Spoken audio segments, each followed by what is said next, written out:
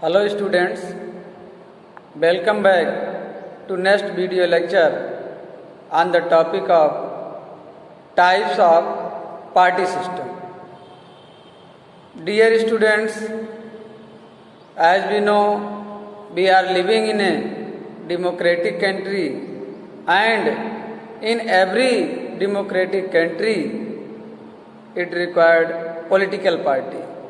The question is arised that how many political party should we contest in election in such a democratic government. So let's try to understand party system. There are three types of party system: one party system, two party system, and multi-party system. One party system. In one party system, only one party take contest in election, take part in election and form the government and issues the major policy for the common people, for the welfare of the society.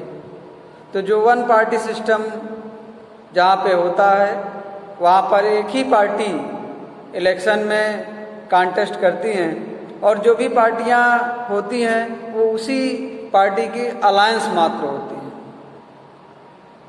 तो इसका जो best example है वो China है। China में single party system है, one party system है। Entire country में एक ही पार्टी इलेक्शन लड़ती है। ये चाइना अपने आप को डेमोक्रेटिक कंट्री मानता है, लेकिन ये डेमोक्रेटिक गवर्नमेंट का ये बेटर ऑप्शन नहीं है वहाँ पर एक ही पार्टी इलेक्शन में कॉन्टेस्ट हो, क्योंकि डेमोक्रेटिक कंट्री में इलेक्शन में बहुत सारी पार्टियाँ को कॉन्टेस्ट होने का चांस मिलना चाहिए। तो चाइना को हम डेमोक्रेटिक गवर्नमेंट नहीं कह सकते हैं, वहाँ पे कम्युनिस्ट गवर्नमेंट है, वहाँ पे सिंगल पार्टी सिस्टम है। तो in one party system only one party is allowed to control and run the government. खाली एक ही पार्टी अलाउड है to control and run the government. Communist party in China is the best example of one party system. Next, two party system. Power usually change between two main parties. Two party system में powers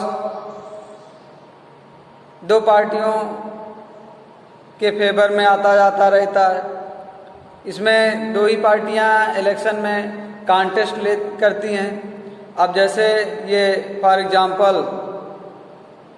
United state of America and United kingdom, यहाँ पर दो ही पार्टियां हैं जो election में contest करती हैं। Two party system, power usually change between two main parties.